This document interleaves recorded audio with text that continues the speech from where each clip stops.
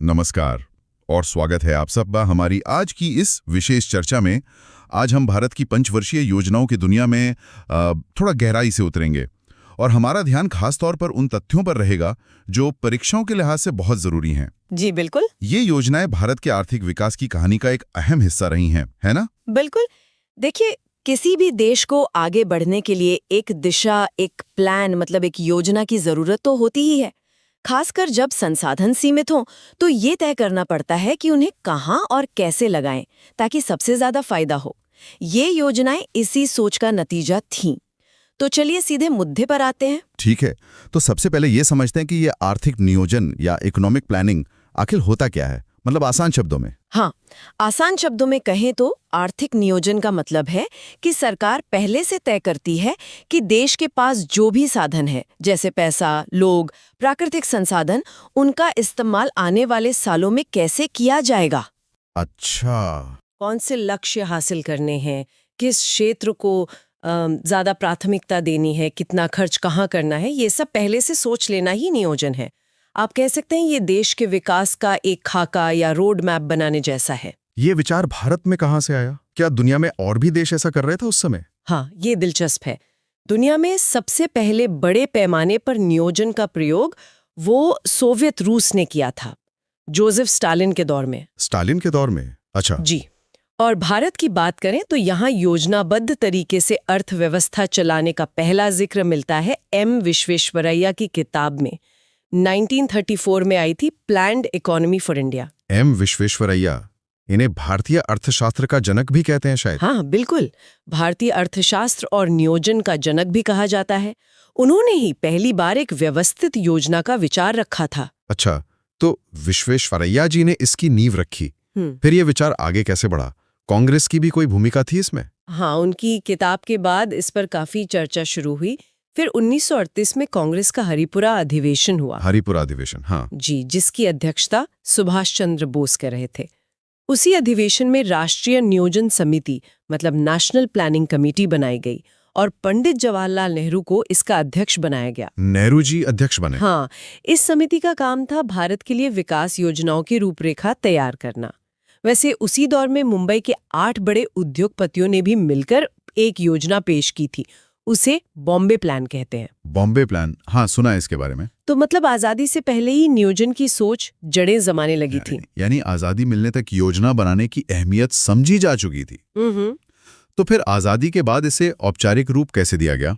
यहीं पर योजना आयोग की भूमिका आती है, सही कहा ना? एकदम सही पकड़ा आपने। आजादी के बाद ये महसूस किया गया कि भाई बिखरे हुए प्रयासों की जगह एक केंद्रीय संस्था होनी चाहिए जो पूरे देश के लिए योजनाएं बनाए और उनमें तालमेल रखे। हाँ बिल्कुल। इसी जरूरत को पूरा करने के लिए केसी नियोगी समिति की सिफारिश पर 15 मार्च 1950 को योजना आयोग यानी प्लानिंग कमीशन का गठन किया गया। 15 मार्च 1950, केसी नियोगी समिति, ये महत्वपूर्ण है। जी हाँ, ये परीक्षा के लिए जरूरी तथ्य हैं। और योजना आयोग का मुख्य काम था पंचवर्षीय योजनाएं बनाना। ये भी सुना है कि इसके अध्यक्ष हमेशा प्रधानमंत्री होते थे? हाँ, प्रधानमंत्री इसके पदेन अध्यक्ष यानी एक्स ऑफिशियो चेयरमैन होते थे। और इसके पहले उपाध्यक्ष कौन थे और आखिरी कौन, ये भी पूछा जा सकता है। हाँ, इसके सबसे पहले उपाध्यक्ष थे गुलजारी लाल नंदा। गुलजारी लाल नंदा। और जब 2014 में से समाप्त किया गया तब इसके अंतिम उपाध्यक्ष थे मोंटेक सिंह अहलूवालिया। मोंटेक सिंह अहलूवालिया, ठीक है जी। योजना आयोग ने लगभग 6 दशकों तक भारत की आर्थिक नीतियों और दिशा को तय करने में केंद्रीय भूमिका निभाई। लेकिन फिर 2014 में एक बड़ा बदलाव आया। योजना आयोग को खत्म करके उसकी जगह नीति आयोग लाया गया। ये बदलाव क्यों जरूरी समझा गया? बिल्कुल, 2014 में प्रधानमंत्री श्री नरेंद्र मोदी ने योजना आयोग को भंग करने और उसकी जगह एक नई संस्था बनाने की घोषणा की। हाँ, लाल किले से घोषणा हुई थी। जी, और फिर 1 जनवरी 2015 से नीति आयोग यानी NITI Aayog, national institution for transforming India, इसने काम करना शुरू कर दिया। इसके पीछे सोच ये थी कि पिछले 60-65 सालों में भारत की अर्थव्यवस्था और ज़रूरतें काफ़ी बदल गई हैं। हाँ, जाहिर है। तो अब एक नए तरह के संस्थान की ज़रूरत है जो राज्यों को ज़्यादा सशक्त करे और सलाहकार की भूमिका निभाए। तो ये नीति आयोग पुराने योजना आयोग से बुनियादी तौर पे अलग कैसे है? क्या सिर्फ नाम बदला है या काम करने का तरीका भी? नहीं, ये सिर्फ नाम का बदलाव नहीं है, बल्कि कामकाज के तरीके और भूमिका में बुनियादी फर्क है, कह सकते हैं। योजना आयोग ऊपर से नीचे मतलब टॉप डाउन अप्रोच पे काम करता था। केंद्र में योजना बनती थी, राज्यों को फंड दिया जाता था। हाँ। लिए भागीदार मानता है। इसे सहकारी संघवाद या कोऑपरेटिव फेडरलिज्म कहते हैं। कोऑपरेटिव फेडरलिज्म मतलब केंद्र और राज्य मिलकर नीतियां बनाएंगे? बिल्कुल। साथ ही नीति आयोग मुख्य रूप से एक थिंक टैंक या विचार मंच है। ये सरकार को राष्ट्रीय और अंतर्राष्ट्रीय मुद्दों पर रणनीतिक और तकनीकी सलाह देता है। ये योजना आयोग की तरह राज्यों को पैसा आवंटित नहीं करता, वो काम अब वित्त मंत्रालय का है। अच्छा, तो ये ज्यादा सहयोगी और सलाहकार हैं। फंड आवंटन अब वित्त मंत्रालय के पास। ठीक है। इसके अध्यक्ष भी प्रधानमंत्री ही होते हैं। और इसके मौजूदा प्रमुख कौन है, ये भी करंट अफेयर्स के लिए जरूरी है। जी हाँ, नीति आयोग के अध्यक्ष भी प्रधानमंत्री ही होते हैं। इसके पहले उपाध्यक्ष अरविंद पनगड़िया थे। अरविंद पनगड़िया? जी। और वर्तमान में हमारी रिकॉर्डिंग के समय इसके उपाध्यक्ष सुमन बेरी हैं। सुमन बेरी। और मुख्य कार्यकारी अधिकारी यानी सीईओ श्री बीवीआर सुब्रमण्यम है। Shri BVR Subrahmanyam, CEO. ठीक है। योजना आयोग के समय एक और संस्था का नाम सुनने में आता था, राष्ट्रीय विकास परिषद, एनडीसी।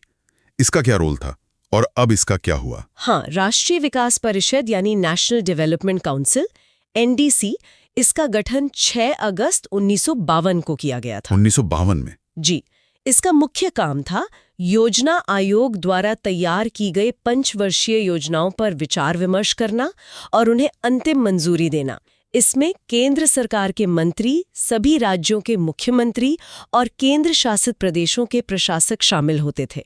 ये एक तरह से योजना पर राष्ट्रीय सहमति बनाने का मंच था। तो क्या नीति आयोग के आने के बाद एनडीसी की जरूरत खत्म हो गई? व्यवहारिक तौर पर हाँ, ऐसा ही लगता है।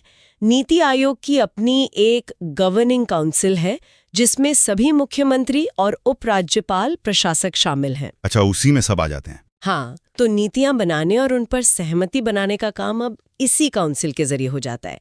इसलिए एनडीसी की अलग से बैठकें अब नहीं होती, उसकी भूमिका लगभग समाप्त हो गई है, कह सकते हैं। एक बहुत जरूरी सवाल जो अक्सर परीक्षाओं में आता है, क्या ये तीनों संस्थाएं, योजना आयोग, नीति आयोग और एनडीसी, संवैधानिक निकाय हैं? मतलब क्या इनका जिक्र संविधान में है? नहीं, और ये एक बेहद महत्वपूर्ण बात है, इसे जरूर याद रखना चाहिए। हाँ, बताइए। ये तीनों ही गैर संवैधानिक या संवैधानेतर निकाय हैं, नॉन कॉन्स्टिट्यूशनल या एक्स्ट्रा कॉन्स्टिट्यूशनल बॉडीज। गैर संवैधानिक? जी। इनका गठन संसद के कानून द्वारा नहीं, बल्कि सरकार के कार्यकारी प्रस्ताव यानी एग्जीक्यूटिव रेजोल्यूशन द्वारा किया गया था। संविधान में इनको कोई उल्लेख नहीं है। ये जानकारी काफी अहम है। चलिए अब उस हिस्से की ओर बढ़ते हैं जिसका सबको इंतजार रहता है, भारत की 12 पंचवर्षीय योजनाएं। हम हर योजना के मुख्य लक्ष्यों, प्रमुख कामों और परीक्षा के लिहाज से जरूरी बातों पर फटाफट नजर डालेंगे। शुरू करते हैं पहली योजना से। बिल्कुल। पहली पंचवर्षीय योजना 1951 से 1956 तक। 51-56। जी। आजादी के तुरंत बाद शुरू हुई। उस समय देश विभाजन की त्रासदी से गुजरा था, शरणार्थियों की समस्या थी और सबसे बड़ी चुनौती थी अनाज की कमी। हाँ, खाने की किल्लत। तो जाहिर तौर पर इस योजना की पहली प्राथमिकता कृषि और सिंचाई थी। कृषि और सिंचाई? हाँ, ये योजना हेरोड डोमर समृद्धि मॉडल पर आधारित थी, जिसका मूल विचार था कि निवेश और पूंजी निर्माण से आर्थिक विकास होगा। हेरोड डोमर मॉडल, ठीक है। इस दौरान कृषि और सिंचाई के लिए क्या बड़े कदम उठाए गए? इसमें सामुदायिक विकास कार्यक्रम, कम्युनिटी डेवलपमेंट प्रोग्राम 1952 में, 1952 और राष्ट्रीय प्रसार सेवा नेशनल एक्सटेंशन सर्विस 1953 में शुरू की गई। इनका उद्देश्य ग्रामीण विकास था। साथ ही खेती के लिए पानी की जरूरत पूरी करने के लिए भाखड़ा नांगल बांध, हाँ, दामोदर घाटी परियोजना और हीराकुंड बांध जैसी बड़ी बहुउद्देशीय नदी घाटी परियोजनाएं शुरू की गईं। अच्छा, ये सब पहली योजना में हुआ? जी। इसके बाद आई दूसरी योजना 1956 से 61 तक। जी। क्या इसमें प्राथमिकता बदली? हाँ, दूसरी योजना में जोर कृषि से हटकर भारी और आधारभूत उद्योगों पर, मतलब हेवी एंड बेसिक इंडस्ट्रीज पर दिया गया। उद्योगों पर फोकस? जी। इसके पीछे सोच ये थी कि अगर देश को तेजी से औद्योगिक विकास करना है, आत्मनिर्भर बनना है, तो मशीनें बनाने वाले उद्योग, लोहा इस्पात जैसे बुनियादी उद्योगों को पहले स्थापित करना होगा। यह योजना पीसी महालनोबिस मॉडल पर आधारित थी। पीसी महालनोबिस मॉडल, ये नाम भी महत्वपूर्ण है। जी हाँ, बहुत महत्वपूर्ण। तो इस औद्योगिकरण के लक्ष्य को हासिल करने के लिए कौन से बड़े कारखाने लगाए गए? इसी योजना के दौरान भारत में स्टील उद्योग की नींव पड़ी। राउरकेला, ओडिशा में। हाँ, ओडिशा में जर्मनी के सहयोग से, भिलाई छत्तीसगढ़ में सोवियत संघ के सहयोग से और दुर्गापुर पश्चिम बंगाल में ब्रिटेन के सहयोग से ये बड़े इस्पात कारखाने स्थापित किए गए। राउरकेला, भिलाई, दुर्गापुर, आरबीडी। जी। इसके अलावा चेन्नई में इंटीग्रल कोच फैक्ट्री रेल के डिब्बे बनाने के लिए और पश्चिम बंगाल में चित्रंजन लोकोमोटिव्स रेल इंजन बनाने के लिए ये भी शुरू हुए। यानी दूसरी योजना पूरी तरह उद्योगों पर केंद्रित थी। फिर आई तीसरी योजना 1961 से 66। इसका लक्ष्य क्या था और ये कैसी साबित हुई? तीसरी योजना का लक्ष्य बहुत महत्वाकांक्षी था। अर्थव्यवस्था को आत्मनिर्भर सेल्फ रिलायंट और स्वतः स्फूर्तिवान सेल्फ जेनरेटिंग बनाना। सेल्फ रिलायंट और सेल्फ जेनरेटिंग। जी, मतलब एक ऐसी स्थिति में पहुंचाना जहां वो बिना बाहरी मदद के खुद ब खुद आगे बढ़ सके। लेकिन दुर्भाग्य से ये योजना अपने लक्ष्यों को पाने में कह सकते हैं बुरी तरह विफल रही। विफलता, क्या कारण रहे? इसके पीछे एक नहीं बल्कि कई बड़े कारण थे। 1962 में चीन के साथ युद्ध हुआ। हाँ, चीन युद्ध। फिर 1965 में पाकिस्तान के साथ युद्ध हुआ। इन युद्धों ने देश के रक्षा खर्च को बहुत बढ़ा दिया और विकास के लिए संसाधन कम पड़ गए। ओहो। और मानो इतना काफी न हो, इसी दौरान 1965-66 में देश के कई हिस्सों में भयंकर सूखा पड़ा। ओहो, सूखा भी? जी, जिससे कृषि उत्पादन बुरी तरह प्रभावित हुआ। इन सब वजहों से ये योजना पटरी से उतर गई। इतनी मुश्किलों के बावजूद क्या इस दौरान कुछ भी महत्वपूर्ण काम हो पाया? हाँ, ऐसा नहीं है कि सब कुछ रुक गया था। मुश्किल हालात के बावजूद 1964 में बोकारो, जो अब झारखंड में है, वहां एक और बड़ा स्टील प्लांट सोवियत संघ के सहयोग से स्थापित किया गया। Bokaro steel plant 1964? जी। इसी दौरान भारतीय औद्योगिक विकास बैंक IDBI की स्थापना हुई और कृषि क्षेत्र में दो बहुत महत्वपूर्ण संस्थाएं बनी। 1965 में भारतीय खाद्य निगम यानी FCI जो अनाज खरीदता है। बिल्कुल, अनाज खरीदने, भंडारण करने और बांटने का काम करता है। और कृषि कीमत आयोग यानी APC, जो बाद में कृषि लागत और मूल्य आयोग CACP बना। ये फसलों के न्यूनतम समर्थन मूल्य MSP की सिफारिश करता है। ये दोनों 1965 में बने। अच्छा, तो ये काम तीसरी योजना के दौरान हुए? जी। तीसरी योजना की विफलता के बाद हालात काफी खराब हो गए होंगे, तो क्या चौथी योजना तुरंत शुरू हो पाई? नहीं, हालात बहुत खराब थे। तीसरी योजना की विफलता युद्धों और सूखे के कारण देश की आर्थिक स्थिति डावाडोल थी। सरकार के पास नई पंचवर्षीय योजना शुरू करने के लिए पर्याप्त संसाधन नहीं थे। इसलिए 1966 से 1969 के बीच 3 साल का गैप? हाँ, 3 साल तक कोई पंचवर्षीय योजना नहीं बनी। इसकी जगह 3 वार्षिक योजनाएं एनुअल प्लान्स चलाई गईं। इस अवधि को योजना अवकाश या प्लान हॉलिडे कहा जाता है। योजना अवकाश 1966 से 69। जी। इस योजना अवकाश के दौरान सरकार का मुख्य ध्यान किस पर रहा? जाहिर है उस समय सबसे बड़ी चिंता खाद्य सुरक्षा की थी। इसलिए इन 3 सालों में कृषि क्षेत्र पर फिर से जोर दिया गया। और इसी दौरान 1966-67 में भारतीय कृषि के इतिहास की एक बहुत बड़ी घटना घटी। हरित क्रांति की शुरुआत हुई, ग्रीन रेवोल्यूशन। हरित क्रांति प्लान हॉलिडे के दौरान? जी हाँ, ये एक बहुत महत्वपूर्ण पॉइंट है। जी हाँ, बिल्कुल। इसका उद्देश्य था उन्नत बीजों, उर्वरकों और सिंचाई का उपयोग करके गेहूं और चावल जैसी फसलों का उत्पादन तेजी से बढ़ाना। हरित क्रांति, जी, इसका श्रेय किसे दिया जाता है भारत में और विश्व में? भारत में हरित क्रांति का जनक डॉक्टर MS स्वामीनाथन को माना जाता है। MS स्वामीनाथन। और वैश्विक स्तर पर इसका श्रेय अमेरिकी कृषि वैज्ञानिक डॉक्टर नॉर्मन बोरलॉग को जाता है। उन्हें इसके लिए नोबेल शांति पुरस्कार भी मिला था। नॉर्मन बोरलॉग, ठीक है। हरित क्रांति ने भारत को अनाज उत्पादन में आत्मनिर्भर बनाने में बहुत बड़ी भूमिका निभाई। जी हाँ, निश्चित रूप से। योजना अवकाश के बाद 1969 में चौथी योजना शुरू हुई, 1969 से 74 तक। इसके मुख्य उद्देश्य क्या थे? चौथी योजना के 2 मुख्य लक्ष्य थे। स्थिरता के साथ आर्थिक विकास यानी growth with stability, growth with stability, और आत्मनिर्भरता की प्राप्ति यानी progressive achievement of self reliance. इसका प्रारूप योजना आयोग के तत्कालीन उपाध्यक्ष DR गाडगिल ने तैयार किया था, इसलिए इसे गाडगिल योजना भी कहते हैं। गाडगिल योजना, चौथी योजना। ठीक है। ठीक है। इस योजना के दौरान कौन सी महत्वपूर्ण घटनाएं हुई? इस दौरान कई बड़ी और दूरगामी असर डालने वाली घटनाएं हुई। 1969 में 14 बड़े वाणिज्यिक बैंकों का राष्ट्रीयकरण किया गया। बैंकों का राष्ट्रीयकरण 1969। जी। 1971 में पाकिस्तान के साथ फिर युद्ध हुआ और बांग्लादेश का निर्माण हुआ। बांग्लादेश का उदय। हाँ। 1974 में भारत ने अपना पहला परमाणु परीक्षण पोखरण में किया। कोड नेम था स्माइलिंग बुद्धा। स्माइलिंग बुद्धा 1974। जी। इसी योजना में पहली बार परिवार नियोजन कार्यक्रम को गंभीरता से लागू करने की कोशिश की गई और सूखा प्रवण क्षेत्र कार्यक्रम DPAP की शुरुआत भी हुई। काफी कुछ हुआ चौथी योजना में। हाँ जी। इसके बाद आई पांचवी योजना। इसका एक नारा बहुत प्रसिद्ध हुआ था ना? बिल्कुल। पांचवी योजना का मुख्य लक्ष्य था गरीबी उन्मूलन यानी गरीबी हटाओ और आत्मनिर्भरता। गरीबी हटाओ, ये नारा पांचवी योजना का है। जी हाँ।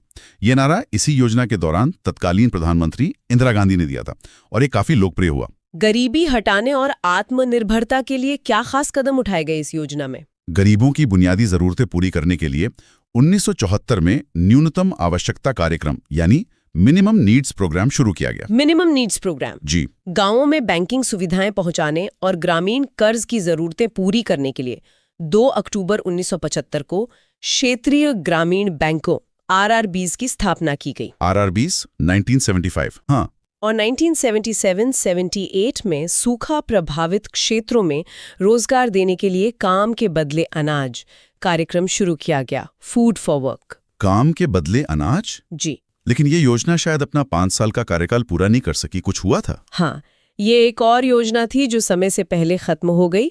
1977 में देश में आम चुनाव हुए और कांग्रेस हार गई। इमरजेंसी के बाद वाले चुनाव? जी हाँ। मोरारजी देसाई के नेतृत्व में जनता पार्टी की सरकार बनी।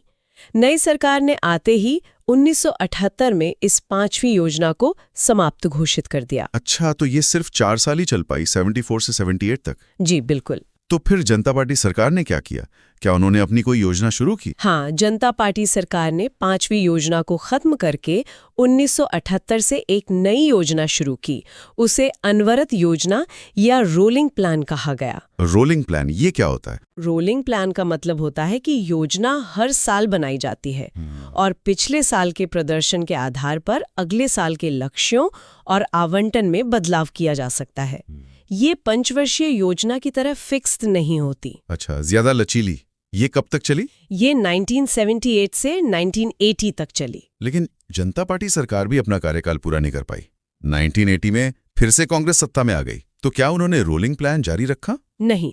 1980 में इंदिरा गांधी के नेतृत्व में कांग्रेस सरकार ने वापस आने पर जनता पार्टी के रोलिंग प्लान को खत्म कर दिया। जी, और अपनी छठी पंचवर्षीय योजना शुरू की 1980 से 85 तक। छठी योजना 80-85, इसका लक्ष्य क्या था?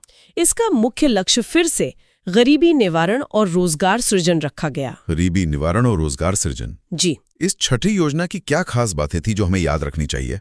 इसमें एक महत्वपूर्ण बात ये हुई कि पहली बार गरीबी रेखा को परिभाषित करने के लिए कैलोरी उपभोग को आधार बनाया गया। इन 2100 शहरी। जी। फिर 1980 में 6 और निजी बैंकों का राष्ट्रीयकरण किया गया। पहले 14 का हुआ था 1969 में। हाँ, कुल 20 हो गए। जी।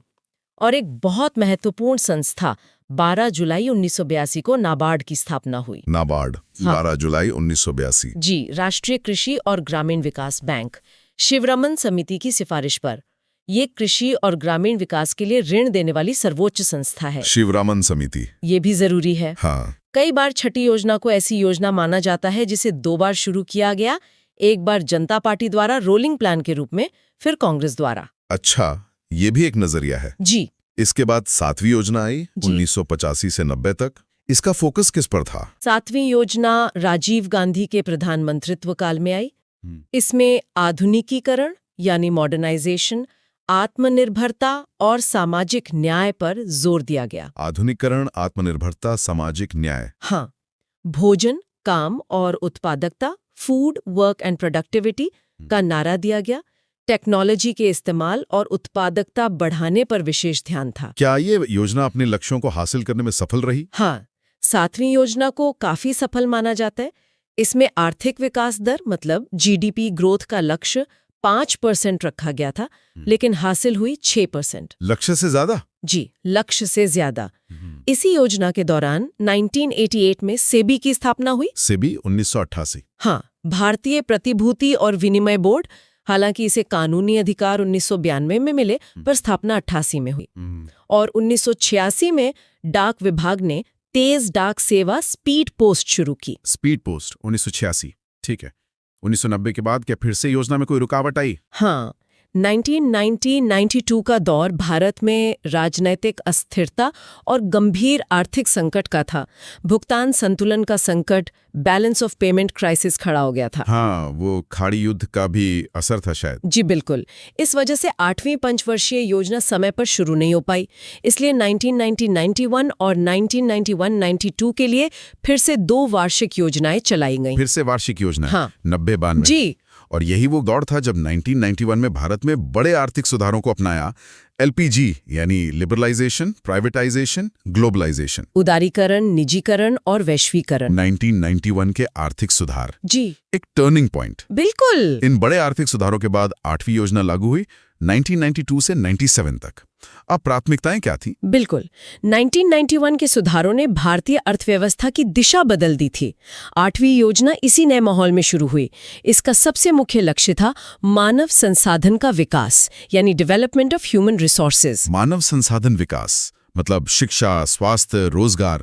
हाँ बिल्कुल, शिक्षा, स्वास्थ्य और रोजगार पर ध्यान देना। माना गया कि विकास का असली मतलब लोगों के जीवन स्तर को सुधारना है। ये योजना जॉन डब्ल्यू मुलर मॉडल पर आधारित बताई जाती है। जॉन डब्ल्यू मुलर मॉडल, ठीक है। 9वीं योजना 1997 से 2002, इसके बारे में बताइए। 9वीं योजना का मुख्य लक्ष्य था सामाजिक न्याय और समानता के साथ आर्थिक समृद्धि। Growth with social justice and equality. सामाजिक न्याय और समानता। जी। इसमें विकास के साथ साथ ये भी सुनिश्चित करने पर जोर था कि उसका लाभ समाज के सभी वर्गों तक पहुंचे। इसके लिए 4 क्षेत्रों पर विशेष ध्यान दिया गया: जीवन की गुणवत्ता, उत्पादक रोजगार का सृजन, आत्मनिर्भरता और क्षेत्रीय संतुलन। ठीक है। 10वीं योजना 2002 से 2007, इसके लक्ष्य क्या थे? क्या कोई खास आंकड़े याद रखने लायक हैं? 10वीं योजना का उद्देश्य स्वरोजगार और संसाधनों का विकास करना था। इसमें अगले 10 वर्षों में प्रति व्यक्ति आय को दोगुना करने का लक्ष्य रखा गया था। प्रति व्यक्ति आय दोगुनी? जी, कुछ प्रमुख लक्ष्य थे। प्रति वर्ष औसतन 8% जीडीपी वृद्धि हासिल करना। 8% जीडीपी ग्रोथ? हाँ। 2007 तक गरीबी अनुपात को घटाकर 21% और 2012 तक 15% पर लाना, और 2007 तक साक्षरता दर को 75% तक पहुंचाना। ये कुछ आंकड़े ध्यान रखने होंगे। जी। 11वीं योजना 2007 से 2012, इसका केंद्रीय विषय क्या था? 11वीं योजना का केंद्रीय विषय था तीव्रतर और अधिक समावेशी विकास, towards faster and more inclusive growth. Faster and more inclusive growth, समावेशी विकास। जी हाँ, समावेशी विकास पर बहुत जोर था।